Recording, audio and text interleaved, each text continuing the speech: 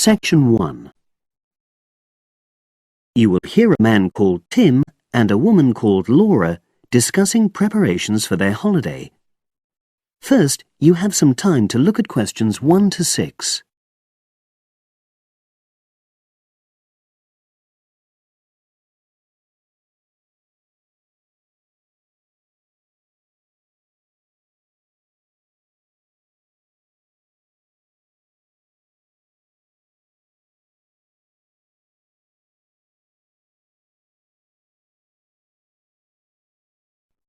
Now we shall begin.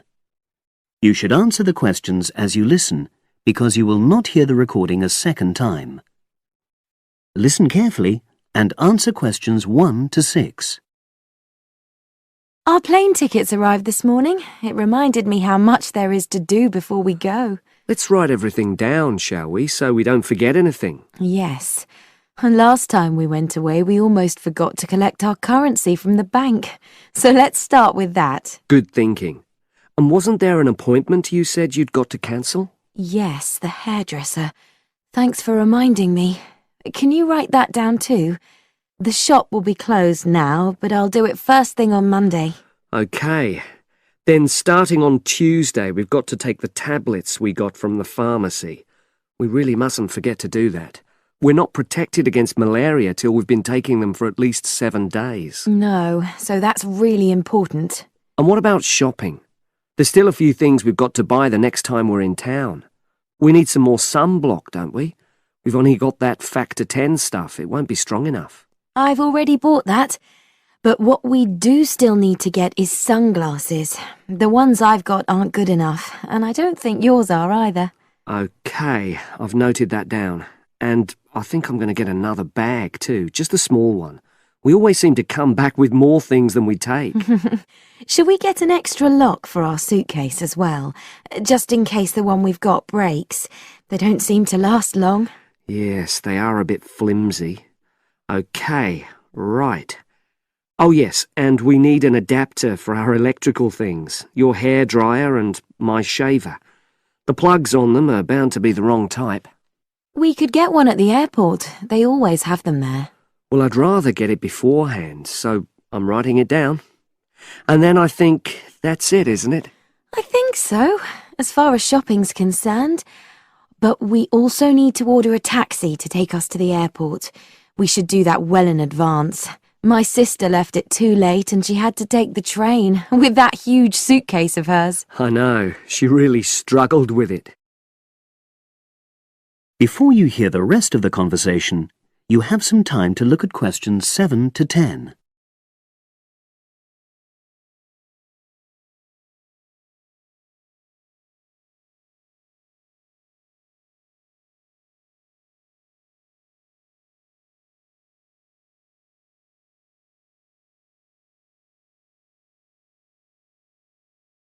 Now listen and answer questions 7 to 10. Now, let's see. Your mother said she'd come in regularly while we're away, so what do we want her to do? I'll write some instructions and we can give them to her tomorrow. Good idea. Well, the cat's the main thing. OK. Feed the cat. We ought to leave her the vet's details as well, just in case there's a problem. Yes. Have you got them handy? Hang on, I'm just looking. Yes, his name's Colin Jeffrey. Is that spelt with a G? Actually, it's Jeffrey. Quite an unusual spelling, isn't it? And his number? 077 594 128. It's a mobile. OK. And you should write down where it is. It's 4 Street, not sure what number, but it's next to the bus stop, isn't it? That's not a very good landmark, but it's on the other side of the road to the church, so I'll tell her that. Let's hope she won't need a vet anyway. Yes. Right, apart from that, there are the plants to water. Ask her to make sure they don't dry out. Oh, yes, and I've already mentioned the problem with the boiler, and your mum said she'd come round to meet the heating engineer and let him in. Yes, it's a lot for her to do, but we really need to get the problem sorted out. and the earliest date I could get an appointment was April the 30th. Isn't it the day after we go? Yes, we leave on the 29th, and she'll have to hang around till the job's finished. Oh, well, she won't mind, I'm sure. She likes helping people out. Yes, she does. OK. That's it then, I think. Unless you can think of anything else. Not at the moment. Leave the list there and I'll add to it. That is the end of section 1. You now have half a minute to check your answers.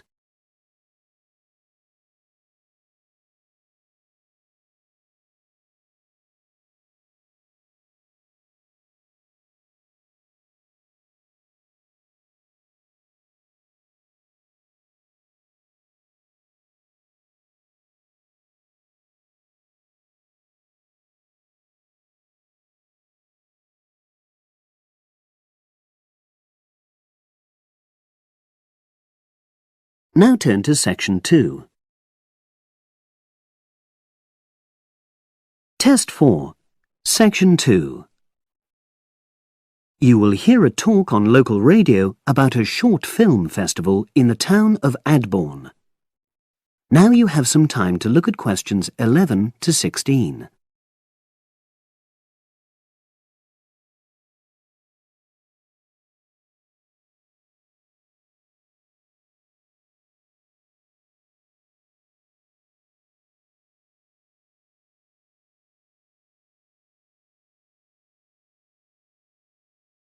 Now listen and answer questions 11 to 16. Today we're pleased to have on the show Fatima Johnson, who is the organiser of the ADBOURNE Film Festival. Welcome, Fatima. Hello. Can you tell us a bit about the background to the festival and what it brings to the town? Well, the festival was started in 1996 by the then Mayor of ADBOURNE, Joanne Smith. She wasn't a filmmaker herself.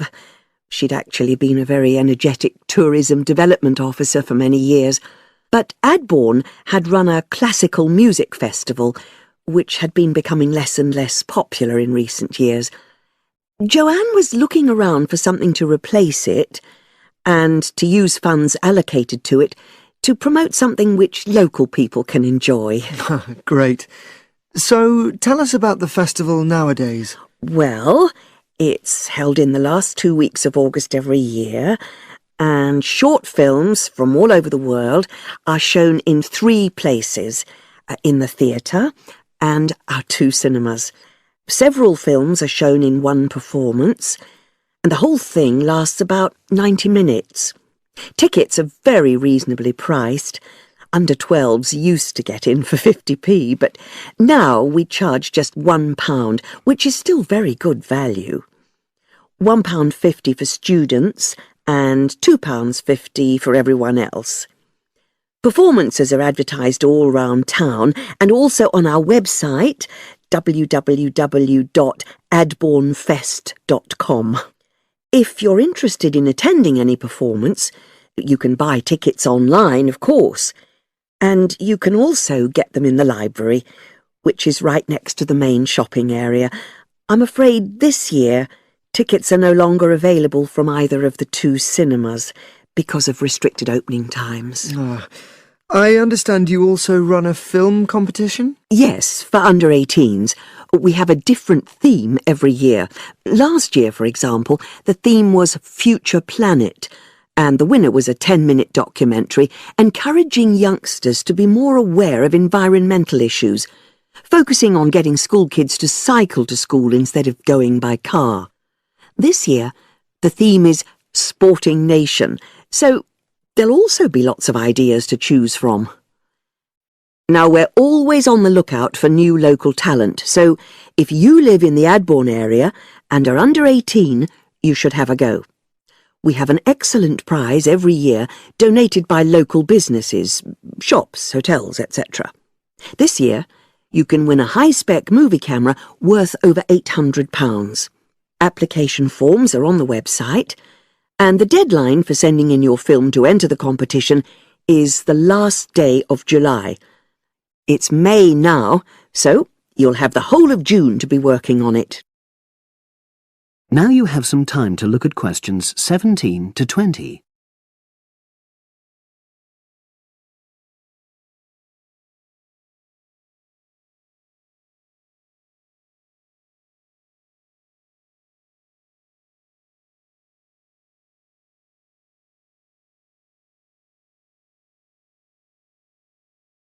Now listen and answer questions 17 to 20. And what are the judges looking for? Well, although we choose very topical issues like the environment, we're not looking for propaganda, trying to get people to do something. Instead, we're looking for a new angle, a fresh way of looking at a theme. And of course, because it's a short film festival, it's not really about a fully worked story with well-rounded characters. It's more about good photography, conveying things visually. And who judges the films? A panel of 3 people who know a lot about film. We've used the same judges for many years, and we're very happy with their expertise. One thing we probably will change next year, though, is we want to add another class and another prize for older filmmakers. We'll keep it at a maximum of 10 minutes, though. The length works well for our festival. We also want to use different venues for the film shows, such as community centres and at least one school. It might make performances more accessible to a wider audience. We did explore the possibility of having late-night showings, but that's unlikely to happen in the coming year. So, as I say, if anyone's interested in submitting a film for our competition, go onto our website and you'll be able to access everything. That is the end of section 2. You now have half a minute to check your answers.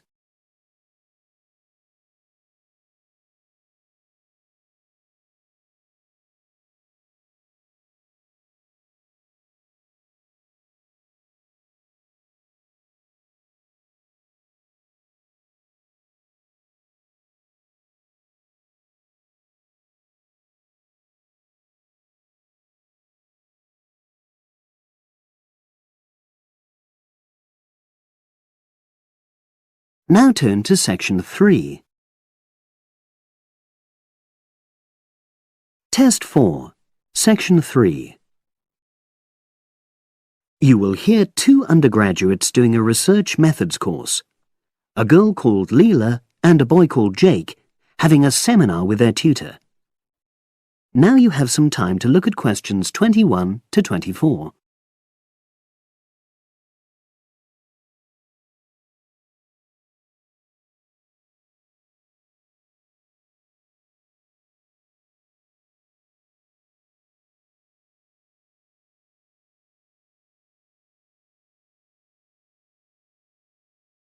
Now listen and answer questions 21 to 24. So the task I gave you both was to choose an article about a small-scale research project. Yes. You were then required to try to reproduce the research procedures in your own context, i.e. try it out for yourselves. Yeah, and that's what we've done. Great. So I'd like you to tell me a bit about the article and why you chose it. Well, the article's written by 2 university lecturers who had started using crosswords to help their students revise terminology for exams. And the crosswords were designed and set on computers. And we selected the article because, well, it seemed an accessible topic, even though we weren't familiar with the technique. You know, using IT to design crosswords for higher education. That's a good reason.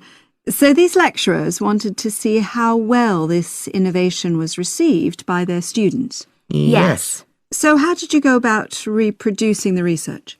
Well, we drew up a list of terms from one of our own modules and designed a crossword for revising these terms. Then we asked our classmates to try out the crossword and give us feedback, their opinions on how they felt about using the technique. Was it easy to find participants? It wasn't easy at first, but then we convinced them that by taking part in the research, they were actually benefiting themselves by preparing for an exam which is coming up later this term. And it worked. Good. So how did you find out what the students thought about doing the crosswords? A questionnaire. The original article used a 2-page long questionnaire. There were lots of excellent questions on it, but the whole section on difficulties using IT is now obsolete. Old-fashioned even though it had only been written a couple of years ago. So you designed a shorter version? Yeah. Then we sent it to the 40 students by email and got 28 replies. I was taken aback by the fact that everybody we talked to thought this was a good return. I mean, the responses were well written. You know, people had taken a lot of care, but I was really disappointed with the low numbers. Yes, an important lesson to learn for an apprentice researcher. Yeah. Now you have some time to look at questions 25 to 30.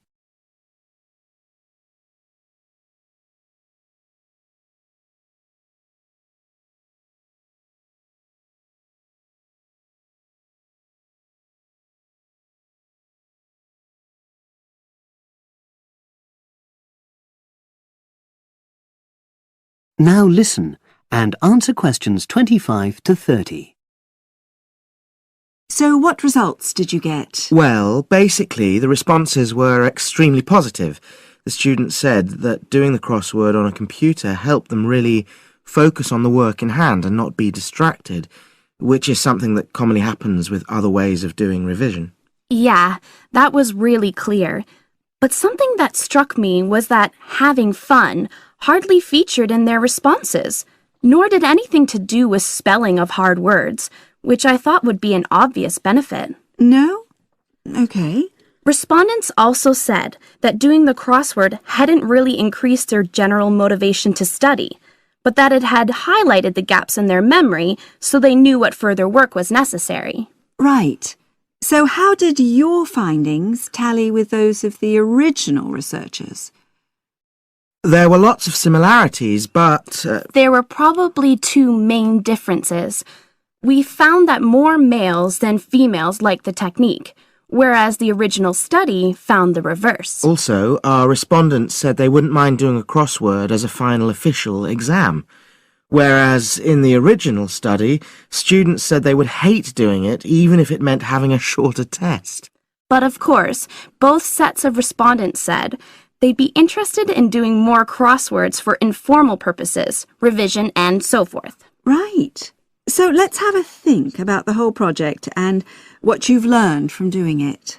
Well, it was very time-consuming. Yeah, and I don't think we managed that aspect very well. It could have been worse. I mean, we didn't have a lot of data, so we didn't have to spend ages processing it. And of course, we'd already done a course on numerical data processing, so there wasn't much new there. Yeah, that's true. Anyway, I think we designed our questions well so that they gave us manageable data. Yeah, it really helped having the original study to guide us, as it were. And that helped us to see what a good research instrument is. What a good questionnaire should be like. Absolutely. We got a lot from that. But when we were writing up the project, I'm not sure whether we'll know how to acknowledge the work of the original study. You know, our referencing. No, that's something we'll both have to work on in the future. Actually, that part's been great. Finding ways to share and support another person. That's the real plus from the project. Learning ways to do that.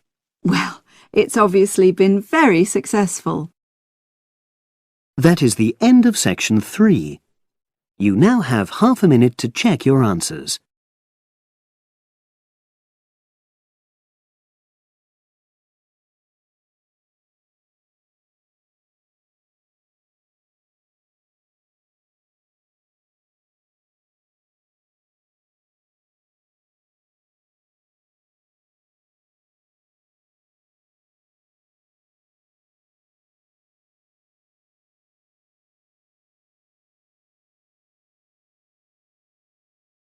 Now turn to section 4. Test 4, section 4. You will hear a postgraduate psychology student talking to other students about a job satisfaction study he has investigated. Before you listen, you have some time to look at questions 31 to 40.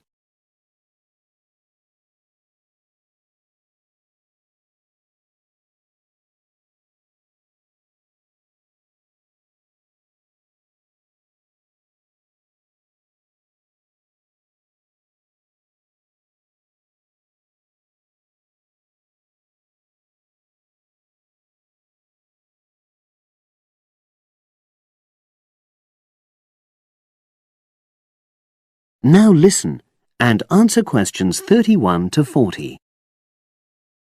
Good morning, everyone. For my presentation today, I'm going to report on an assignment that I did recently. My brief was to analyze the methods used in a small study about job satisfaction and then to make recommendations for future studies of a similar kind. The study that I looked at had investigated the relationship between differences in gender and differences in working hours and levels of job satisfaction amongst workers. For this purpose, employees at a call center had been asked to complete a questionnaire about their work. I'll summarize the findings of that study briefly now.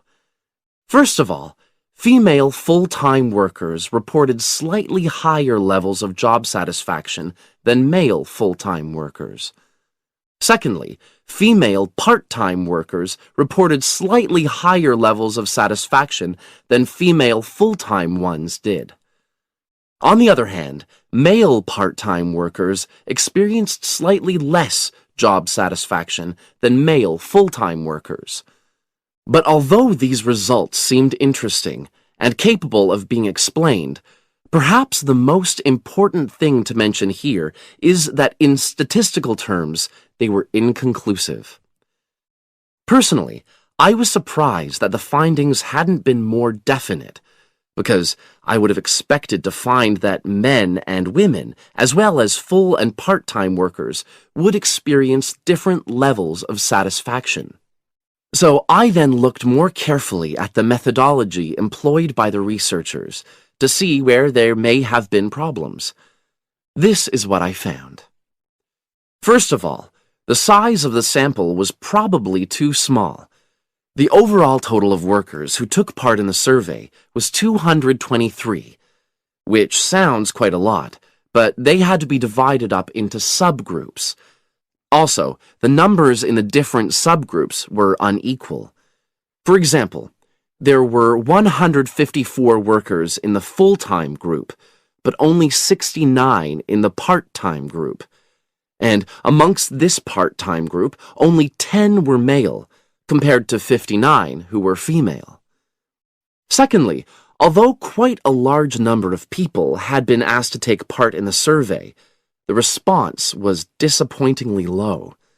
A lot of them just ignored the invitation. And workers who did respond may have differed in important respects from those who didn't. Thirdly, as the questionnaires had been posted to the call center for distribution, the researchers had had very limited control over the conditions in which participants completed them. For instance, their responses to questions may have been influenced by the views of their colleagues. All these problems may have biased the results. In the last part of my assignment, I made recommendations for a similar study, attempting to remove the problems that I've just mentioned. Firstly, a much larger sample should be targeted, and care should be taken to ensure that equal numbers of both genders and both full and part-time workers are surveyed. Secondly, the researchers should ensure that they are present to administer the questionnaires to the workers themselves. And should they require the workers to complete the questionnaire under supervised conditions so that the possibility of influence from other colleagues is eliminated. Finally, as workers may be unwilling to provide details of their job satisfaction when they are on work premises, it's important that the researchers reassure them that their responses will remain confidential. and also that they have the right to withdraw from the study at any time if they want to. By taking measures like these, the reliability of the responses to the questionnaires is likely to be increased, and any comparisons that are made are likely to be more valid. So, that was a summary of my assignment. Does anyone have any questions? That is the end of section 4. You now have half a minute to check your answers.